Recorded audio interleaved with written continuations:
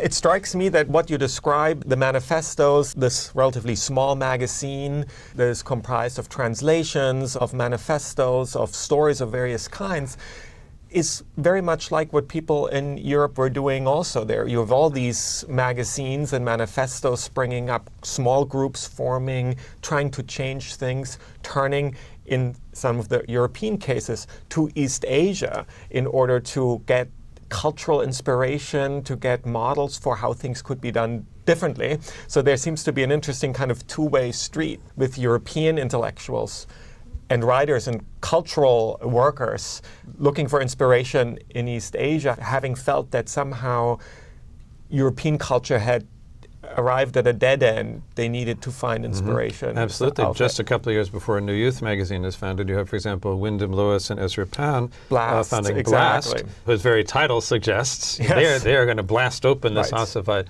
society. And of course, Pound famously will be very much involved with ideas of translation of Chinese characters, images, and he's going to base on what he thinks Chinese poetry is. And then conversely, New Youth magazine will publish, for example, Oscar Wilde, An Ideal Husband. They have an act of that shown, picking very much interestingly a point at which there's discussion of financial speculation gone wrong. There's a truth-telling character who says we have to call things by their right names. Very Confucian principle, the rectification of names goes back to Confucius's Analects. And there's also a fascination with strong women characters in the Wilde play, and with also the idea of comedy. This is not something traditionally highly valued in Chinese culture. You had to be a serious writer and write classical Chinese serious poetry and even serious prose. The idea of comedy is very new, that maybe satire can be used to get underneath the radar somehow. Right. And so maybe we can turn to Diary of a Madman, the story he publishes in New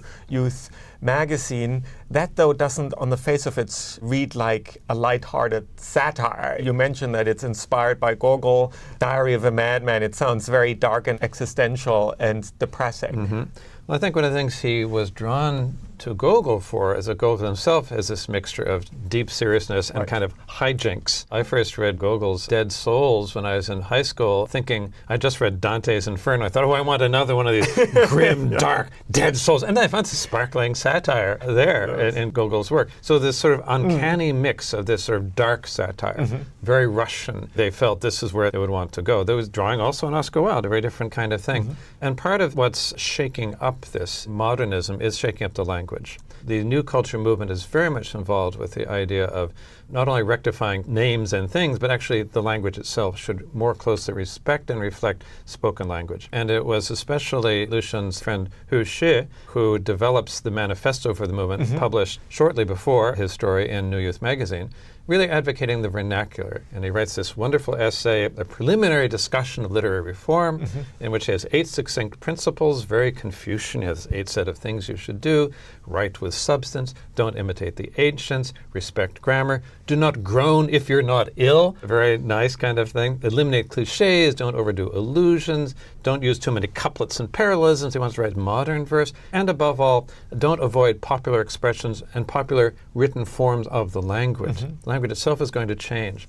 And you can see this particularly thematized in his later, Lucian's later story, The True Story of AQ, where AQ actually is written with the Roman letter Q. And there's this hilarious kind of passage in the preface which says, I really don't know who this person is. I don't even know his name. How can I write his story if I don't know his name? Well, I'm just going to have to, for convenience sake, use the English letter Q to represent the second part of his name. I can't help thinking there's a little bit of a play here on the play with Don Quixote's name at the beginning of Cervantes, where Cervantes talks about how he doesn't know the real name of, is it Quijana, Quesana, Quesada? He doesn't quite know what Quixote's actual name is. And maybe AQ is a little bit a Don Q there underneath.